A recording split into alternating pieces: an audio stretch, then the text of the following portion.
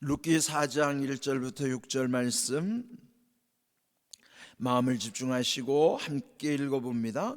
보아스가 성문으로 올라가서 거기 앉아있더니 마침 보아스가 말하던 기업 물을 자가 지나가는지라. 보아스가 그에게 이르되 아무개여 이리로 와서 앉으라 하니 그가 와서 앉으매 보아스가 그 성읍 장로 10명을 청하여 이르되 당신들은 여기 앉으라 하니 그들이 앉으매 보아스가 그 기업 물을 자에게 이르되 모압 지방에서 돌아온 나오미가 우리 형제 엘리멜렉의 소유지를 팔려 함으로 내가 여기 앉은 이들과 내 백성의 장로들 앞에서 그것을 사라고 네게 말하여 알게 하려 하노라. 만일 네가 물으면 물으려니와 만일 네가 물으지 아니하려거든 내게 고하여 알게 하라. 네 다음은 나요 그 외에는 물을 자가 없느니라 하니 그가 이르되 내가 물으리라 하는지라. 보아스가 이르되 네가 나오미의 손에서 그 밭을 사는 날에 곧 죽은 자의 아내 모압 여인 룻에게서 사서 그 죽은 자의 기업을 그의 이름으로 세워야 할지니라 하니 그 기업 물을 자가 이르되 나는 내 기업에 손해가 있을까 하여 나를 위하여 물으지 못하노니 내가 물을 것을 네가 물으라. 나는 물으지 못하겠노라 하는지라. 아멘. 여기 등장하는 보아스라고 하는 인물은 아주 신중하죠. 네, 보아스는 이제 계속 말씀드린 것처럼 그 이름의 뜻이 그분 안에 능력 있다, 즉 예수님을 상징하는 인물이라고 말씀을 드렸어요. 그래서 오늘 우리가 이 말씀 속에 보아스는 주님과의 관계, 지금 이제 보아스는 이제 이 사장에서 보면 룻과 혼인하게 되는데, 룻은 하나님을 알지 못하는 이방의 여인으로서 하나님의 백성 안으로 들어온 것이죠. 이제 그러므로 인해서 이 보아스와 혼인하여 거기에서 메시아의 계보로 이어지는 큰 복을 받는 인물이 되는 것입니다. 그러므로 룻은 우리 일반 성도를 칭하는 거예요. 우리가 처음에는 주님을 알지 못했던 소망 없는 사람들이었지만은, 그러나 우리도 하나님의 백성 되게 하시고 또 우리는 예수님과 영적으로 신랑과 신부 관계처럼 가장 친밀한 복을 누리게 하신 것이죠. 성도를 일컬어 신부라고 하고 예수님은 신랑으로 표현하기 때문에 신랑과 신부의 관계는 가장 친밀한 관계예요. 그래서 영적으로도 완전한 관계, 친밀한 관계로서 예수님과 우리의 관계를 이 룻기에서는 보아스와 룻의 그 관계로 이렇게 비유하고 있는 내용인 것이죠. 그런데 오늘 읽은 말씀에 보면은 보아스가 룻과 혼인을 하려면은 절차가 꼭 지켜야 되는 절차가 있는 것이죠. 근데 여기 보면 계속 반복되는 말씀 중에 기업 물을 자, 기업 물을 자, 우리가 물은다는 말은 흔히 뭐 장기나 바둑 두시는 분들 보면은 분리할 때 한 수 물려줘, 이럴 때 흔히 많이 쓰는 물은다는 거예요. 다시 원래대로 그걸 해줌으로써 그런 일종의 이제 은혜를 베푸는 것이죠.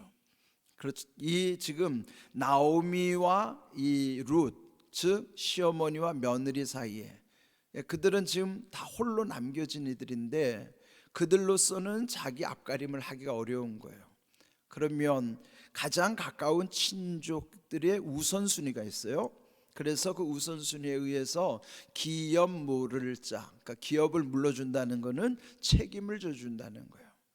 그러면 경제적으로 힘들면은 경제적으로 책임져 줘야 되고, 또 이 집에는 지금 어떤 문제가 있냐면은 그 가정에 남자들이 다 죽었으니 그 룻과 결혼하여 그 집의 대를 이어줘야 되는 혈통의 관계가 있는 거예요. 그것도 기업 물을 자의 책무란 말이에요.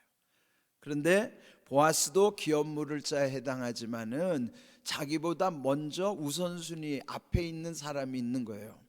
그래서 그 사람과 먼저 대화하여 만일 그가 먼저 선택권이 있으니 만일 그가 기업 물을 자의 책임을 감당한다고 하면 그 사람에게 양보하지만 그 사람이 해야 하지만은 만일 그가 포기한다 그러면 그 다음 순위는 보아스에게 오는 거예요. 그러니까 이 보아스도 절차를 무시하지 않고 그 절차에 따라서 지금 이 일을 진행하는 내용입니다. 1절을 보시면은 보아스가 성문으로 올라가서 거기 앉아 있더니 마침 보아스가 말하던 기업 물을 자가 지나가는지라 보아스가 그에게 이르되 아무개여 이리로 와서 앉으라. 근데 여기 보면요, 보아스라는 사람과 아무개라는 사람, 아무개라는 그 이름이 아니죠. 그냥 대충 중요하지 않은 사람을 칭할 때 거 아무개 누구 이렇게 말하잖아요. 그러니까 여기 지금 아무개라고 칭해지는 이 사람은 가치 없는 사람이에요 지금. 예? 이름조차 기록할 만한 가치도 없는 사람이기 때문에 여기에 이 내용 속에는 아무개로 그냥 표현이 된 거예요. 익명으로 처리된 거죠. 그런데 이 룻기의 특징은 이미 우리 앞에서 봤듯이 이름을 다 기록하고 있어요. 그 나오미의 남편 엘리멜렉과 말론과 기럐이라고 하는 두 아들과 또 그 두 자부의 이름까지 다 기록되어 있어요. 근데 유일하게 이름이 없이 아무개로 처리된 사람이에요. 예? 그걸 보면 이미 이 앞에서 그 사람의 가치가 별로 없다는 걸 알 수 있는 거예요. 무가치한 사람. 그러면 기업 물을 자라고 하면 즉 책무를 함께 감당해야 되는 가장 1순위의 사람이에요. 그런데 그가 책임을 다하지 않는 내용이지 여기 나오지요. 여기 기업 물을 두 사람이 첫 번째 1순위는 아무개, 보아스는 2순위예요. 두 번째 순위란 말이에요. 그런데 여기서 그 사람을 올라오라고 그래서 왜 성문에 있어야 되는가 하면은 그 성문에는 사람들이 많이 모이는 곳이기도 하지만은 거기서는 중요한 어떤 회의라든지 재판이 이루어지는 곳이에요. 그러니까 어떤 공적인 책무를 할 때는 성문에서 그 모든 일이 이루어지는 것이죠. 지금 그래서 거기 두 당사자끼리 기업 물을 자 두 사람이 거기에 모였어요. 그러면서 2절 또 보아스가 성읍 장로 10명을 청하였다. 그럼 왜요? 증인이 필요하기 때문이에요. 두 사람끼리 말한다고 해도 그를 보증을 서줘야 되잖아요. 그래서 증인으로 거기에 그 성에 장로 10명을 청한 거예요. 그러니까 그들이 하나의 대표로서 증인으로 이제 거기에 참관하게 되는 것이죠. 그러면서 이제 보아스가 그 자초지정을 얘기하는 거예요. 3절 그 기업 물을 자 여기 말한 아무개라고 하는 사람에게 말하기를 모압 지방에서 돌아온 나오미가 우리 형제 엘리멜렉의 소유지를 팔려 함으로, 그러니까 그 엘리멜렉 그 죽은 남편 그 땅을 처분하려고 그러는데 그러면은 그걸 이제 지켜줘야 되잖아요. 그래서 이제 이 아무개라는 사람이 처음에는 그 소식을 듣고 4절 내가 여기 앉은 이들 또 내 백성의 장로들 앞에서 그것을 사라고 네게 말하여 알게 하려 하였노라. 이제 일단 사실을 알려줘야죠. 그래서 그가 그 기업 물을 그 땅을 먼저 사게 되면 어차피 친족이기 때문에 책임을 져주는 것이죠. 그러면서 또 말하기를 만일 네가 물으려면 물으려니와 만일 네가 물으지 아니하려거든 내게 말하여 알게 하라. 너 다음은 나요. 또 그 외에 물을 자가 없느니라. 그러면서 그렇다면 이때 이 아무개라는 사람이 말하기를 그러면 내가 물으리라. 내가 하겠다는 거예요. 그러니까 자기가 기업 물을 자, 히브리 말로는 고엘이죠. 내가 고엘의 1순위니까 내가 그 고엘의 책무를 감당하겠소. 내가 책임지겠다 하는 거예요. 자, 그런데 그 다음에 말이 바뀝니다. 말이 어떻게 바뀌는가? 5절을 보면은 보아스가 이번에 또 말하기를 그런데 나오미의 손에서 그 밭을 사는 날에 곧 죽은 자의 아내 모압 여인 룻에게서 사서 그 죽은 자의 기업을 그의 이름으로 세워야 할지니라. 근데 문제가 또 하나 남았어요. 그 경제적인 거는, 땅의 문제는 결국 그 나오미가 죽고 나면 그 집에는 그 땅을 받을 사람이 없잖아요. 남자들이 없으니. 그러면 결국 그 누구 것이 되겠어요? 자기 것 되는 거예요. 그럼 뭐예요? 자기에게 유익하니까 하는 거예요. 자기에게 이익이 되기 때문에. 그런데 이번에는 그 집에 또한 그 며느리 룻을 책임져 줘야 된다. 그래서 그 집에 결혼해서 그 아이를 낳게 하면은 그 집 대를 이어주는 그 아이의 몫이 되는 거예요. 자기 땅이 아니라, 자기가 욕심을 취할 수 있는 땅이 아니라 그 집안의 소속이 되는 땅으로 계속 이어지게 되는 것이죠. 그러니까 이제 여기서 복잡해지는 거예요.